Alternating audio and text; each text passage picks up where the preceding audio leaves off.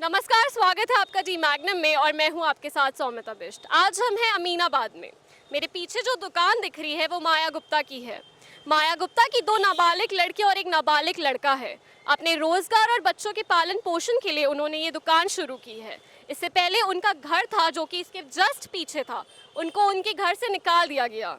Police वाले उनकी दुकान अब जबरन यहाँ से हटाना चाहते हैं। इसके आसपास और भी कई सारी दुकानें हैं, लेकिन पुलिस वाले सिर्फ इनकी दुकान को ही क्यों हटा रहे हैं? आइए जानते हैं इसका पूरा सच माया गुप्ता से। सबसे पहले तो हम इनका नाम जानना चाहेंगे। आपका नाम क्या है? हमारा नाम माया गुप्ता है। अमीनाबाद में निवास करते हैं। मेरा मकान राधा कृष्ण मंदिर के बगल में है और जो कि 7 बच्चों की माँ है मैं। उसके बावजूद जो है कुछ लोग हमको परेशान कर रहे हैं, घर से बाहर कर दिए हैं।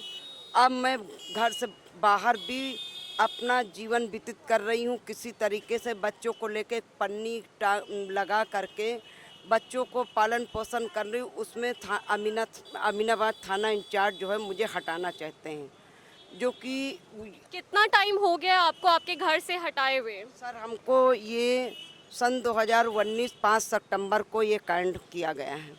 मुझे जेल भेज करके 151 में मेरे बेटे को मेरे को जेल भेज करके मेरे घर में कब्जा कर लिया गया और मुझको घर से बाहर कर दिया गया।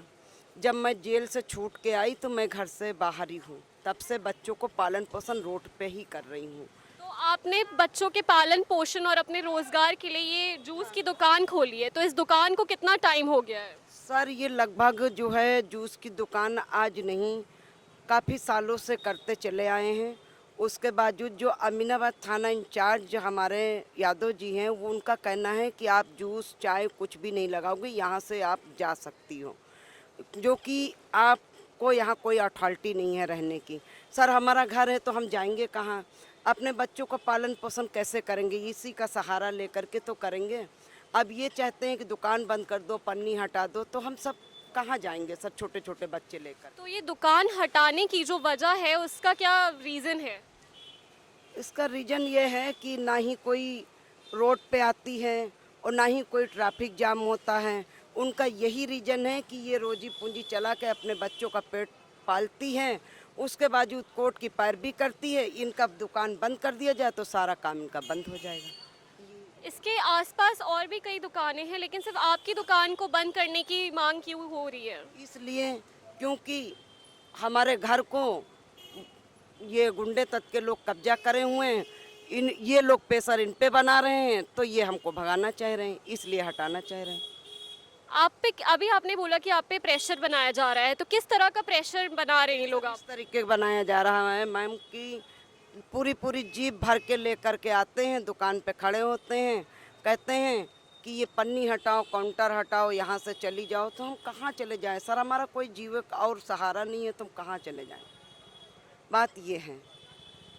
तो मेरा कहने का मतलब है, कोर्ट की डिग्री मेरे पास मौजूदी हालत में है, कोर्ट से जजमेंट हुआ है, उसी डिग्री को दिखाते हैं तो थाना इंचार्ज कहते हैं तुम्हारे पास कुछ भी नहीं है, कुछ भी नहीं है, तुम्हारे कागज़ सब फर्जी हैं, कुछ भी नहीं है, जो कि आज भी कोर्ट में केस चल रहा है।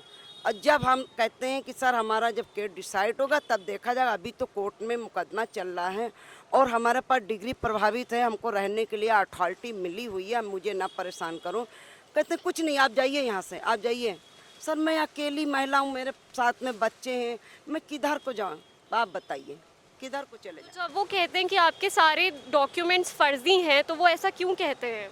सर ऐसा है कि अब उनको पैसा मिला हुआ, अब पैसे का आगे कुछ बात सुनते ही नहीं है हमारी। मैं गरीब महिला हूँ, इस वजह से सुनवाई नहीं हो रही हमारी। बच्चे हमारे हैं, बच्चों को मारा पीटा जाता है, बिटिया हैं, दोनों तीनों बिटिया हैं, इनको मारा पीटा जाता है। ये बाउंसर लगाए हुए हैं हमारे घर में, हमको जाने नहीं देते हैं। और जो कि हमारे पास सभी चीज़ मौजूद हैं, बहू है, बेटी नाती पोता वाले व्यक्ति हैं हम, और 47 साल हमारी उम्र हो रही है। तो हम लड़ाई तो कर नहीं सकते सर किसी से, है नहीं। हम तो कोर्ट का सहारा और अधिकारियों का सहारा ले सकते हैं। तो हमारा कहने का मतलब ये है कि हाथ जोड़ के निवेदन है कि मैं कह रही हूँ हाथ जोड़ के कि सर मेरी बात सुन कर के उचित से उचित कार्रवाई होने की कृपा करें। और मेरे साथ में जो मेरे बच्चे हैं उनका जो है ठीक से पालन पोषण हो पाए। और मैं अगर दुकान बंद कर देती हूँ तो मेरा कोई और सहारा नहीं है।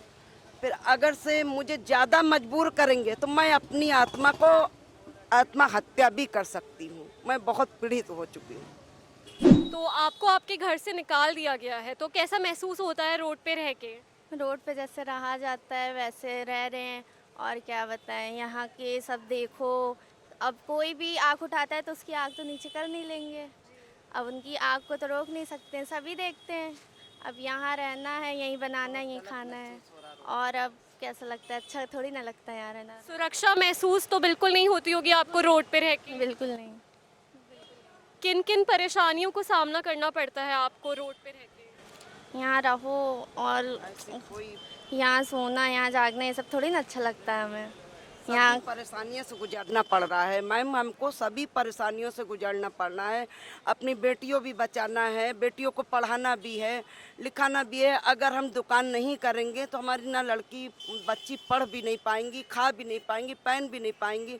इस तरीके से हमारे हालात किए जा रहे हैं, जो कि हमारा कोई घर नहीं है, ना ही कोई और ठिकाना है, और हमको यहाँ से भगाने की पूरी साजिश की जा रही है। और सर हम क्या बताएं आगे।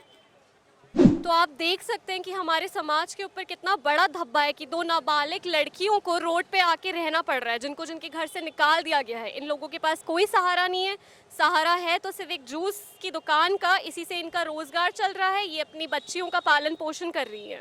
अगर आपको हमारी ये वीडियो पसंद आई हो तो इस वीडियो को लाइक करें, चैनल को सब्सक्राइब करें और बने रहे हमारे साथ हमारे चैनल डी मैग्नम पर।